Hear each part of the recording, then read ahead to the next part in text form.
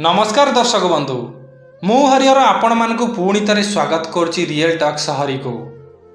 आज आउ एक लोतक भरा कहानी कहवाकू जाउछि जहाकू सुनिला परे आपण निश्चय कहिबे एमिति वीडियो मु बहुत दिन खोजुथिली। सेतिपई आ विलंब नकरी चलतु वीडियो को आरंभ करिबा। गोटिए पुओ आ गोटिए झियो दुहे दुही को बहुत भल पाउथिले। दिने दुहे दुही को न देखिले जमा भी रही पारती नहीं। हेले झीओटी उच्च जातिर और पुओटी नीच जातिर। सेतिपई झीओ घरे तांको विवाह पाई राजी हेलेनी। सेउठु से झीओटी बहुत मन दुख कला आउ आत्महत्या करने को बापा माँ को धमक मध्य देला। बापा माँ भी आउ कौन करि परिबे।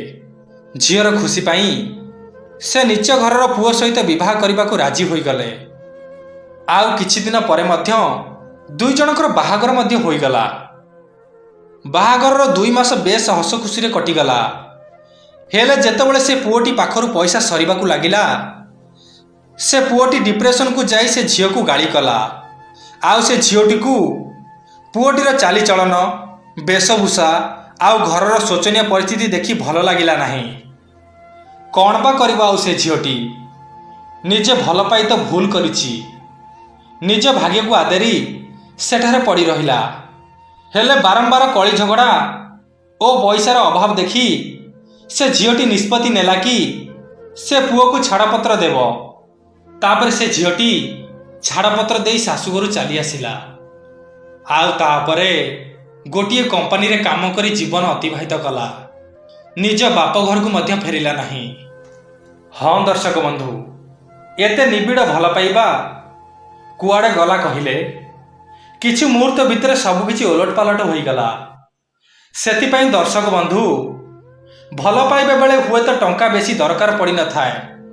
हेले बाहा होई घर संसार कले पैसार मूल्य जना पड़ी थाए। दर्शक बंधु ए कलिजुगरे किए कहार कहिले तुम पाखरे पैसा नहीं तो तुमको लोक देखिले भी मुह बुले कि पळेबे। जदि तुम पाखरे पैसा अछि तेबे बहुत लोक तुमर हालचाल पचारिबा को आसिबे। हाँ दर्शक बंधु एटा निराट सत्य। एटा निराट सत्य। दर्शक बंधु आपण मानकु जदि एई वार्तारू किछि नुआ शिखिबा को मिलिछि तेबे दया करी वीडियो को गोटे लाइक करी चैनल को सब्सक्राइब कर दियंतु। जहा फଳରେ मु एही परि शिक्षणीय वार्ता आपण मानक ग्रहण रे शेयर करि परिबी। आउ हाँ शेष रे कमेंट रे लिखंतु जय जगन्नाथ।